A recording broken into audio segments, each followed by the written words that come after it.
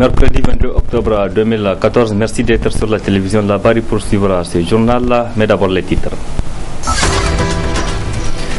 Les autorités nigériennes se mobilisent pour stopper le virus Ebola hors des frontières nationales. Le Niger se dote désormais d'un plan de riposte contre la fièvre hémorragique.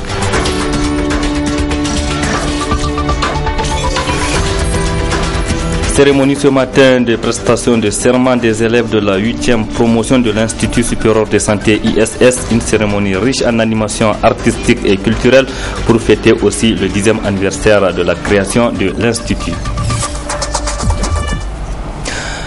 Mesdames, Messieurs, heureux de vous retrouver sur ce plateau pour ce journal. Nous débutons par cette conférence de presse animée il y a quelques minutes de cela par le ministre de l'Intérieur, Hassoumi Massaoudou. Il a échangé avec la presse nationale et internationale sur 3 questions essentielles. L'achat de l'avion présidentiel, le message du chef de file de l'opposition, Seyni Oumarou, après son entretien avec le chef de l'État et la situation du président de l'Assemblée nationale, Hama Amadou, qu'il a tout au long de son intervention qualifié de fugitif. L'extrait que nous vous proposons porte justement sur ce dernier point, c'est-à-dire la situation du président de l'Assemblée nationale. Selon Hassoumi Massaoudou, Hama Amadou, depuis la France, est en train de recruter des mercenaires pour venir à déstabiliser le régime. Il dit donc à détenir le préfet. On l'écoute. Et je vais vous dire une chose, ce qu'il est en train de faire maintenant, s'entend effectivement que son argumentaire est de plus en plus ridicule et que cette cabale médiatique, il faut dire n'importe quoi sur le Niger, n'importe quoi sur cette affaire, n'a pas de lendemain.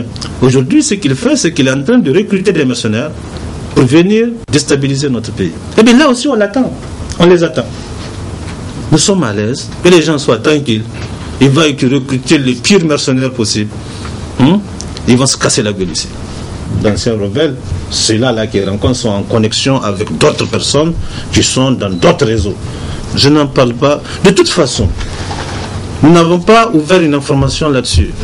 Nous avons des informations sur les contacts qu'il prend dans ce sens-là. Je trouve ça lamentable, c'est tout. Je trouve ça lamentable parce que ça n'aboutira à rien. Mais il ne sait pas que ce milieu est surveillé aussi dans le pays où il est. Mais je voudrais quand même que les gens sachent qu'il est dans n'importe quoi. Il est dans n'importe quoi, mais nous ne le poursuivrons pas pour ça. Il est dans une affaire criminelle ordinaire qui ne nous intéresse pas, qui concerne les juges et qui concerne la justice. Nous n'allons pas nous immiscer dedans. Nous ne pouvons pas nous immiscer dedans. Et cela ne nous intéresse pas. Si ça ne dépendait que de nous, cette affaire-là peut-être ne serait jamais arrivée. Vraiment parce que nous n'avons pas besoin de ce genre de choses. Mais il est dedans et c'est une affaire criminelle. Elle se poursuivra par la justice. Nous n'allons pas arrêter la justice pour lui faire plaisir. Nous n'avons pas ce pouvoir-là. Nous n'avons pas cette capacité-là et nous n'avons pas envie de le faire. Nous y reviendrons plus en détail certainement dans nos prochaines éditions sur cette conférence de presse du ministre de l'Intérieur, Hassoumi Massaoudou. Et puis cette brève, le directeur du cabinet adjoint du président de l'Assemblée nationale, Moussa Moukela Dikramoulaye, qui a séjourné depuis quelques jours donc dans les locaux de la police judiciaire, a été libéré cet après-midi.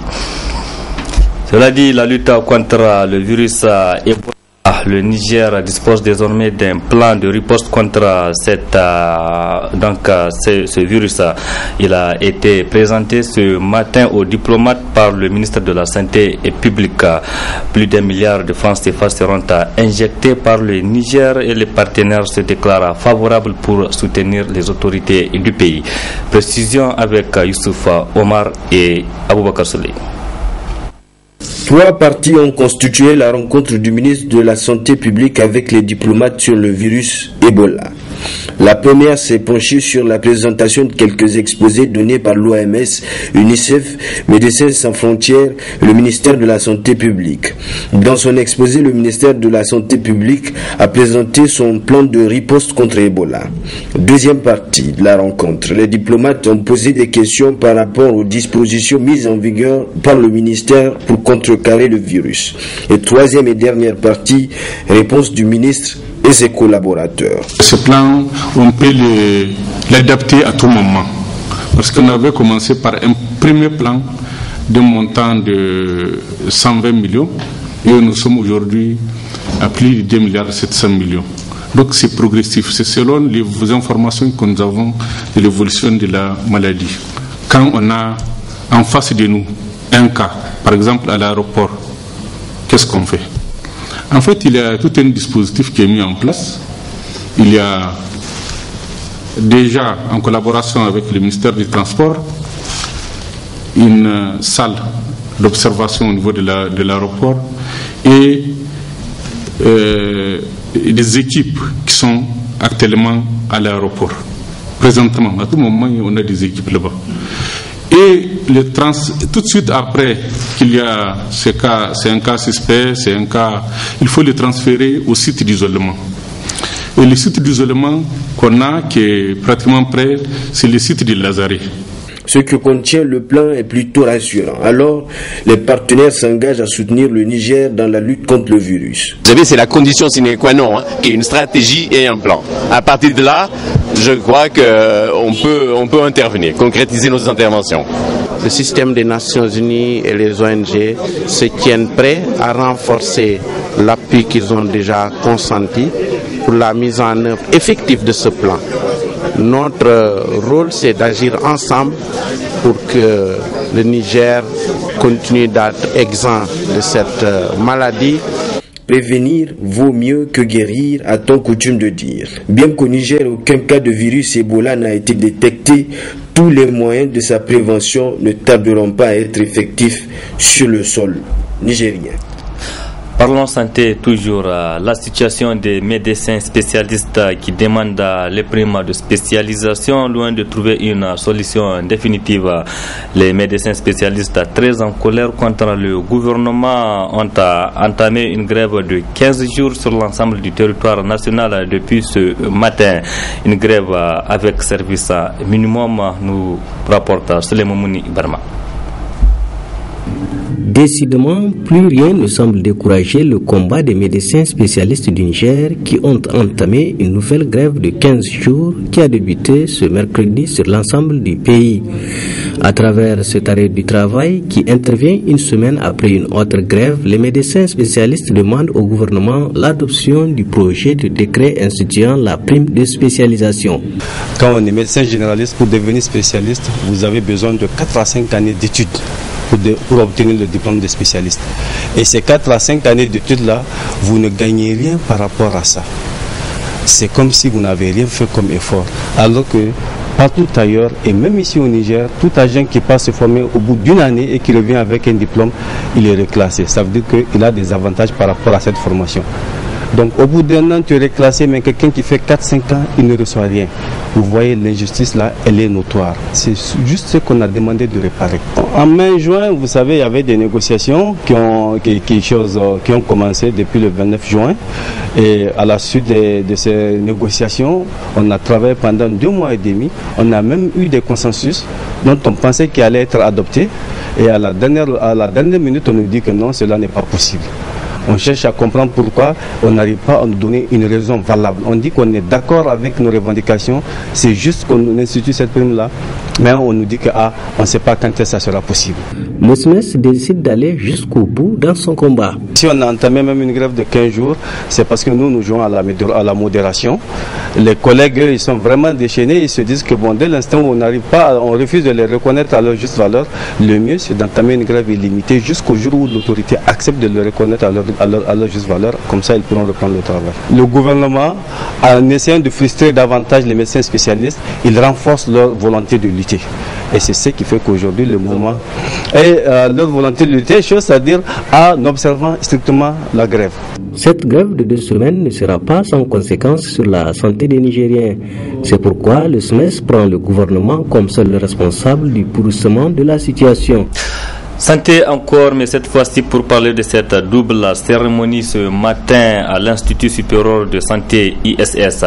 La prestation des serments de la 8e promotion des élèves en fin de formation et la célébration du 10e anniversaire de la création de l'Institut. élèves, parents, enseignants et même les responsables de cet établissement étaient tous présents ce matin dans les locaux de l'école. La joie se lisait sur tous les visages, nous rapporte Nafissa Zakou et Halidou Bourema.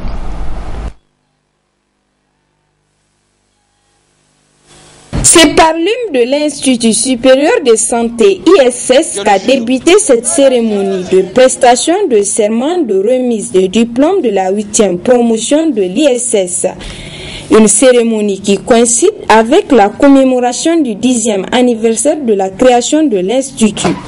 En prenant la parole, le directeur général de l'ISS est revenu sur les résultats enregistrés selon les filières pour la promotion 2011-2014. Nous enregistrons pour le diplôme d'état de technicien de laboratoire 6 candidats, les 6 sont admis, ça fait 100%. Diplôme d'état de sage-femme, 7 candidates, les 7 sont admises, ça fait 100%. Diplôme d'état d'infirmier, 35 candidats, les 35 sont admis. Diplôme d'état d'agent de santé de base, 47 sont admis. Ça fait donc 99%. L'ISS de DIFA a présenté 10 candidats et les 10 sont admis, ça fait 100%.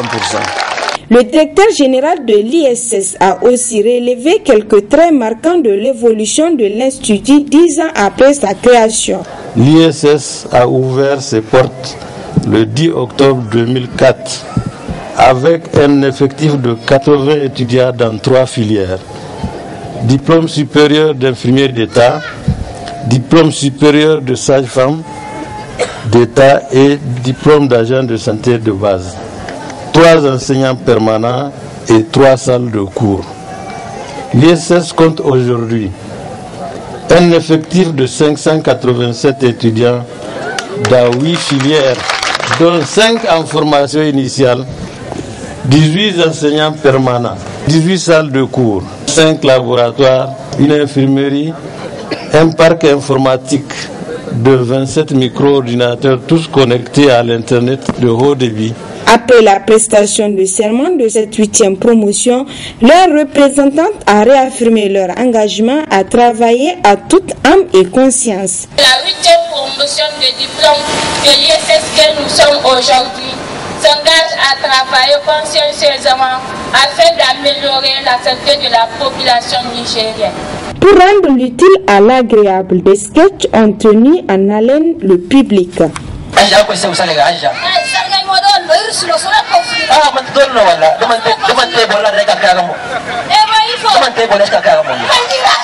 La cérémonie a pris fin en beauté. Des diplômes ont été décernés aux élèves qui se sont fait distinguer en 2014. Mieux, des témoignages de satisfaction ont été également attribués aux enseignants qui assurent la formation avec professionnalisme à l'ISS. Une façon de les motiver à faire davantage. Les autorités nigériennes et maliennes et le Haut Commissariat des Nations Unies pour les réfugiés s'apprêtent à entreprendre des opérations de rapatriement des réfugiés maliens vivant au Niger. Ces 3 parties se sont réunies ce mercredi à Niamey pour débattre de ces sujets. Précision avec Michel Djedi et Aboubakar Solé. C'est sur invitation du gouvernement de la République du Niger et conformément aux dispositions de l'accord tripartite sur le rapatriement volontaire des réfugiés maliens vivant au Niger que s'est tenue la 2e réunion de cette commission Niger-Mali HCR qui a débuté par une minute de silence observée à la mémoire des 9 braves soldats nigériens tombés sur le champ d'honneur au Mali. À l'ouverture des travaux, le secrétaire général du ministère de la Solidarité, de l'Action humanitaire et de la construction du Nord Mali a souligné toute l'importance que les autorités et le peuple malien accordent à cette rencontre. Les espoirs qu'elle suscite répondront assurément à nos attentes avec un meilleur partage de l'information, tant la volonté d'arriver à une solution heureuse anime les différentes parties. Il s'agit ainsi, à travers cette rencontre, de mûrir les réflexions afin que, une fois commencées, les opérations de rapatriement volontaire des réfugiés ayant fui la guerre au Mali après la chute du régime de ATT se fassent dans la règle de l'art et dans la consolidation des liens historiques de fraternité et d'amitié qui ont toujours existé entre les deux pays. Vous le savez, leur excellence, M. Ibrahim Boubacar Keïta du Mali et M. Issou Mamadou du Niger ont donné des instructions fermes à leur ministère concerné, de l'intérieur du Niger et de la solidarité en tout cas du Mali, de prendre toutes les dispositions, non pas d'abord pour le séjour en tout cas des réfugiés maliens au Niger, dans des conditions en tout cas de protection et d'assistance convenables, mais surtout pour prendre les dispositions nécessaires pour permettre de faire le rapatriement volontaire dans la dignité et dans l'honneur. La deuxième réunion de cette commission tripartite a été sanctionnée par un communiqué final conjoint rendu public au terme des travaux. À l'issue de cette deuxième réunion de la commission tripartite, les 3 délégations ont adopté le plan de travail du groupe technique de travail, celui-ci étant accompagné d'un chronogramme des activités devant être menées à court et moyen terme pour la réalisation effective du processus de rapatriement volontaire des réfugiés maliens vivant au Niger. Au regard de ce qui précède, les 3 délégations ont recommandé ce qui suit. Poursuivre les efforts de sécurisation et d'amélioration des conditions de vie dans les zones de retour dans les régions du nord du Mali. Conduire les sondages et la collecte de données sur les intentions de retour volontaire et disséminer les informations sur les conditions dans les zones de retour pour faciliter une décision de retour de prise en connaissance de cause. S'assurer du caractère volontaire de retour lors de la facilitation du rapatriement. Renforcer les programmes de réintégration dans les régions du nord du Mali. Après le retour volontaire de 7080 réfugiés maliens à la date d'aujourd'hui, ce sont 53 339 basés essentiellement au sud-ouest du pays qui seront concernés par ce rapatriement volontaire, en prélude auquel une autre réunion tripartite est prévue pour se tenir à Bamako le 22 janvier prochain. La jeune chambre internationale Niamey Elite a mis un important lot de kits scolaires aux élèves de l'école primaire Barkalese. C'était ce matin une initiative de la JCI soutenue par la fondation Orange Niger. La cérémonie s'est déroulée en présence de nos reporters Nasser Dantofo et Chebou Guissou. C'est dans le cadre de sa mission d'offrir des opportunités de développement aux jeunes que la jeune chambre internationale JCI a mis à la disposition des élèves de l'école primaire Barkalese des kits scolaires.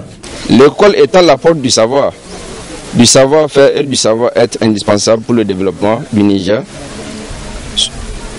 C'est dans un souci de citoyenneté active, de prise de conscience et d'impact positif que la jeune chambre internationale Niamey Elite a inséré dans son plan d'action 2014 qui a pour thème tous ensemble pour un monde meilleur.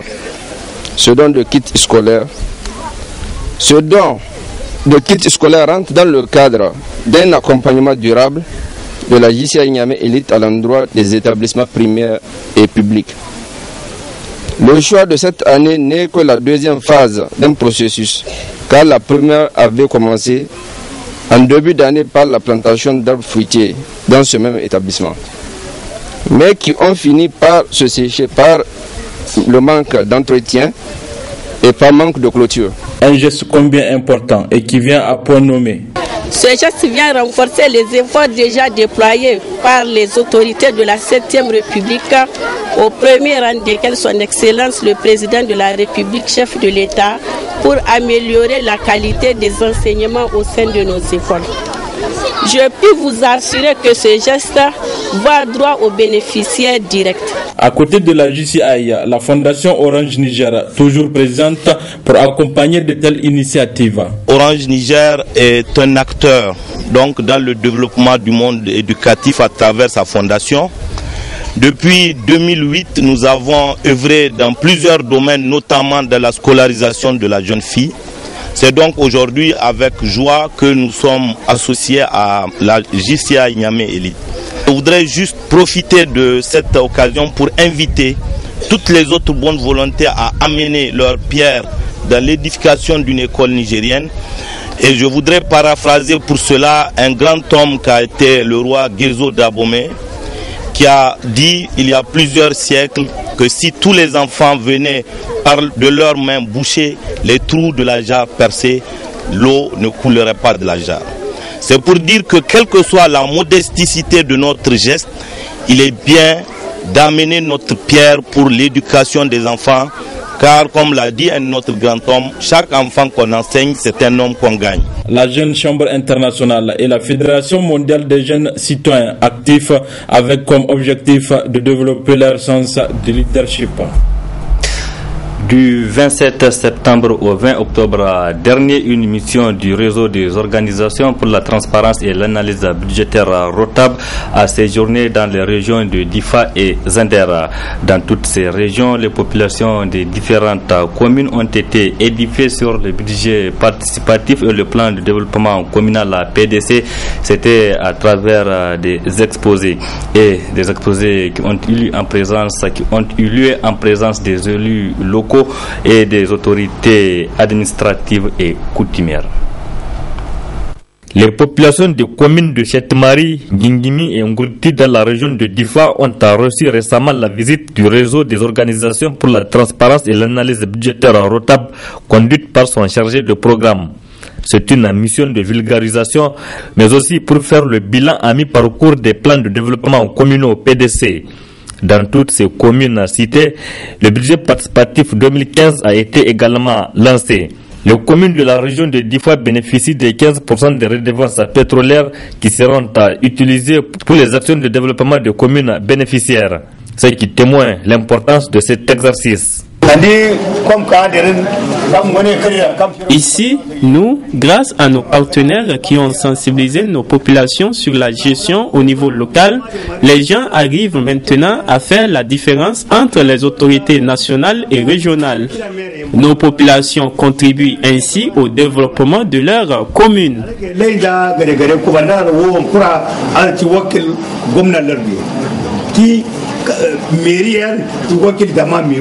Les communes de Tanout et de Walelewa dans la région des Anders ont également suivi presque le même exercice. Là, il s'est agi plutôt de faire le point sur le suivi et évaluation des impacts des actions réalisées au profit des populations de ces deux localités.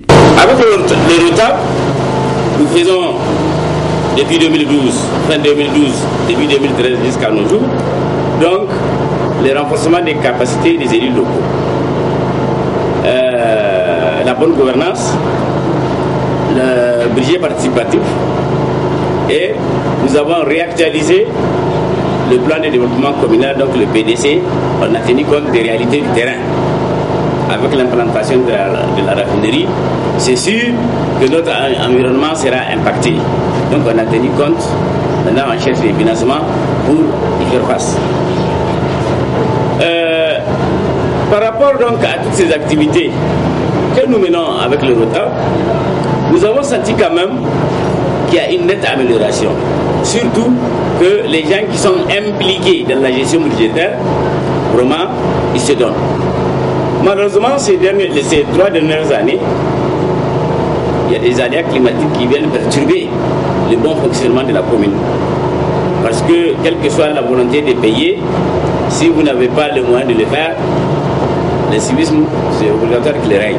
Dans sa mission de transparence dans la gestion de la chose publique, le ROTAB ne cesse d'édifier les populations des différentes communes du Niger, notamment dans l'élaboration du budget participatif. Les ONG nationales unissent leurs forces pour dénoncer ce qu'elles ont appelé discrimination dont elles sont victimes, notamment s'il s'agit de l'exonération de certaines taxes. Ces ONG se mobilisent pour corriger ce qu'elles qualifient d'injustice. Depuis un certain moment donné, la situation d'exonération des ONG nous pose des petits problèmes. Donc nous avons voulu nous asseoir entre ONG pour partager l'information, comme je l'ai toujours dit, en toute responsabilité, savoir de quoi il s'agit réellement, quels sont nos droits en termes juridiques, que dit la loi, et en rapport avec ça, voir quelles sont les discussions que nous allons avoir avec les ministères. L'État du Niger a décidé en toute responsabilité de suspendre le droit aux exonérations pour les ONG nationales, je précise nationales. Les ONG internationales y ont encore droit, même si c'est un peu difficile. En tant qu'organisation de la société civile, nous devons de comprendre et d'essayer de comprendre les décisions qui sont prises par nos autorités avant de réagir et surtout de chercher à dialoguer pour comprendre effectivement qu'est-ce qui est faisable dans de pareils cas. Donc nous avons mené, disons, pas de manière très organisée, ça je l'avoue, certaines organisations se sont débrouillées seules, il y a eu 1 ou 2 réunions du comité paritaire, souvent un tout petit peu à rang dispersé, mais quelque chose a été fait quand même, monsieur. Seulement ça n'a pas porté fruit et cela n'a pas permis aux différents acteurs que nous sommes sur le terrain, parce que ce sont nos fêtières qui vont aux discussions, de comprendre réellement qu'est-ce qu'on attend de nous. Parce que comme je le disais tout à l'heure, pour nous, l'exonération, c'est l'État qui s'est engagé librement à la concéder aux ONG. Si l'État décide de la retirer, il n'y a pas de problème. On peut vivre avec. J'ai dit très bien, c'est bon qu'on nous donne un acte administratif. Il faut acter la décision. Si elle est actée, moi je prends le document et je le fais de cela un élément de discussion et de négociation face aux partenaires. Si on me dit non, tu n'as pas le droit de facturer un véhicule à 35 millions, je dis si, parce que voilà, je n'ai plus droit au dédouanement, je suis obligé de payer. Donc je mets ça là-dedans et les négociations continuent. C'est la fin de ce journal, au revoir.